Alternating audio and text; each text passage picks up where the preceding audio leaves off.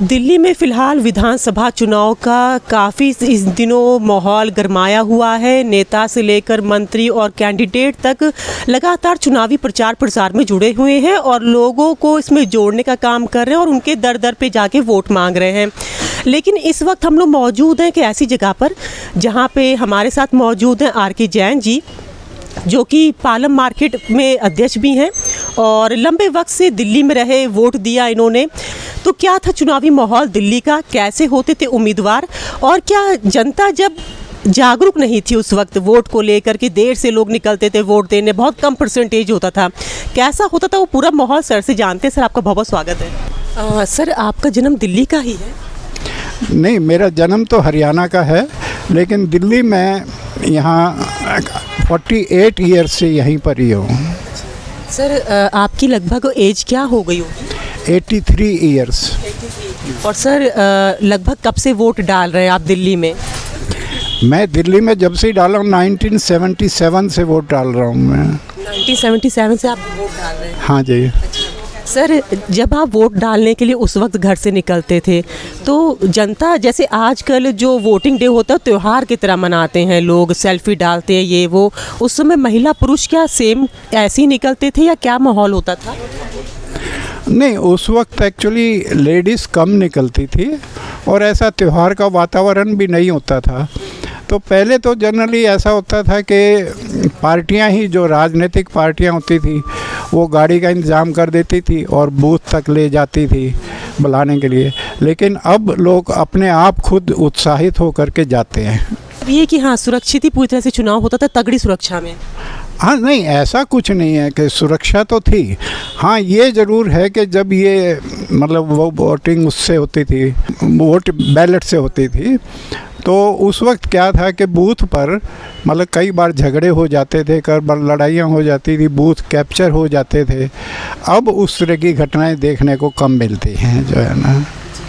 Sir चुनावी उस समय अब तो लंबी लंबी लाइन लगती है, उस टाइम पे आप लोग को वोट डालने में कितना वक्त लगता था? क्या उस टाइम पे भी लंबी लंबी लाइन होती थी? नहीं, इतनी लंबी लाइन नहीं होती थी, थोड़ा ही टाइम लगता था, क्योंकि इवन पॉपुलेशन का ही हम कह सकते हैं कि भी पॉपुलेशन बहुत ज़्यादा बढ़ गई है। लेकिन खैर मैंने पिछले चुनाव में देखा कि भाई सीनियर सिटीजन को थोड़ा सा रेस्पेक्ट देते हैं और हमें लाइन की बजाय वो लाइन से बाहर बुला लेते हैं वोटिंग के लिए। और सीनियर सिटीजन्स को शायद सर जिनको खड़े होने में दिक्कत, उन्हें व्हील चेयर्स वगैरह भी उपलब्ध कराते हैं? हाँ, ऐसा भी अब सिस्टम इन्होंने किया है कि इवन घर से वोटिंग हो सकती है और उन्होंने नाम भी मांगे थे। लेकिन ये है कि मैं खुद पर्सनली ये फील किया कि भाई जाकर के वोट देने में ज़्यादा मज़ा है बजाय घर से वोट देने के, क्योंकि उस माहौल को देख करके ज़रा एक दूसरे से मिलना भी हो जाता है, माहौल का भी पता चल जाता है। तो ये है। सर आप क्योंकि लंबे वक्त से वोट दे रहे हैं, आप सीनियर सिटीजन के तौर पे, तो दिल्ली के माहौल में अब में और तब में काफ़ी अंतर हो गया। जैसे पहले कैंडिडेट आपके दरवाजे पे आते होंगे तो आप लोग उनको खरी खोटी भी सुना सकते थे कि तुमने काम नहीं किया, अब क्या है सर? अब तो वैसे ज़्यादातर तो दरवाज़ों पे आना ही बंद कर दिया है। बस वो एक दिन आते हैं, वो स्लिप दे जाते हैं। उसका फ़ायदा ये होता है कि हमें जा कर के वहाँ अपना नंबर लेने के लिए आसानी रहती है, और खरी कोटी सुनाने की तो ज़माना ही गुजर गया, जो है ना। जो तो सर इस बार आप चुनाव में फिर से वोट डालने जाएंगे?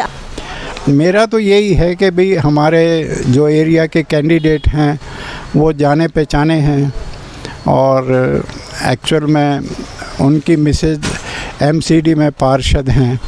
तो हम 3 साल से देख रहे हैं कि भाई वो काफ़ी मतलब कोऑपरेटिव हैं और हमारी हर मुसीबत में साथ खड़े रहते हैं। तो मेरा अपना पर्सनल तो उनकी तरफ झुकाव है ही। मैं अपने मिलने वालों को भी यही कहता हूँ कि भाई हम ऐसा कैंडिडेट चुनें जो हमें सहायता कर सके। तो किस पार्टी से है ये कैंडिडेट जो आप जिनकी बात कर रहे हैं? पानी की। कौन सी पार्टी की है? पार्टी कौन सी है उनकी? पार्टी तो आप पार्टी है, आम आदमी पार्टी। बहुत मतलब उनको क्यों वोट उनको दिया जाए? मतलब क्या उनके गुण हैं, क्या काम किया उन्होंने? मतलब ये है कि जैसे उनकी मिसेज एमसीडी में पार्षद थी, तो हमारी कुछ प्रॉब्लम्स थी महरौली रोड पे एमसीडी की तरफ से, तो उन्होंने वो सॉल्व की। नंबर एक बात तो ये। दूसरा एक ये भी कि जैसे कोई भी बात हो हम फ़ोन करते हैं तो वो फ़ौरन उठा लेते हैं, रेस्पॉन्स है, रेस्पेक्ट देते हैं। यानी जो कैंडिडेट हो जनता से जुड़े रहेगा तो ही वो अच्छा है। हाँ, डेफिनेटली जुड़े रहेंगे तभी तो हम पता चलेगा, और यही एक खासियत होती है। अब मैंने बताया ना, बहुत से कैंडिडेट ऐसे हैं कि बस वो चुनावी में तो दिखाई दे गए, बस उसके बाद उनके दर्शन करना दुर्लभ हो जाता है। भगवान के दर्शन करना आसान है, उनके दर्शन करना बल्कि मुश्किल हो जाता है, जो है ना। बहुत बड़ी बात कह दी सर आपने। तो ये चीज़ है। पहले जनरली ऐसा होता था कि जो कैंडिडेट होते थे और पार्टी भी, उनका फोकस होता था कि पब्लिक की वेलफेयर को देखें, और उन्हीं चीज़ों का वो वायदा भी करते थे और निभाते भी थे। लेकिन अब वक्त के हिसाब से एक्चुअल में हो क्या गया है कि पैसा टॉप पर आ गया, नंबर एक बात। नंबर दो, सब विपक्षी एक दूसरे की टांग खींचने में लगे रहते हैं, एक दूसरे की बुराई करने में लगे रहते हैं, एक दूसरे को गिराने की, बजाय इसके कि हम अपने काम से ऊपर चढ़ें, क्योंकि काम बोलता है एक्चुअल में। और ये जो आजकल फ्रीबी का एक और सिस्टम बड़ा चल गया है, इससे क्या है कि पब्लिक को और निकम्मा किया जा रहा है, अकर्मण्य बना दिया बिल्कुल।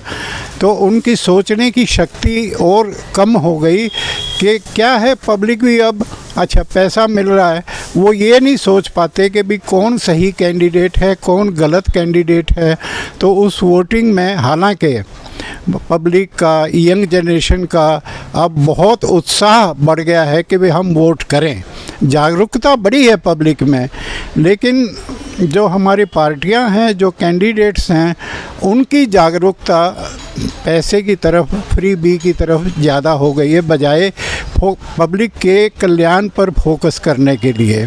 मुझे अच्छी तरह याद है कि सन 47 में या उससे पहले हिंदू मुस्लिम में इतना भेदभाव नहीं था, आपस में बड़ा प्यार होता था, हम एक दूसरे के त्योहारों पर भी मतलब मिलते थे। तो वो अब कहीं दिखाई नहीं दे रही। तो ऐसी और दिलचस्प जानकारी के जुड़े मेरे साथ, मैं दिल्ली से अंजलि सिंह राजपूत।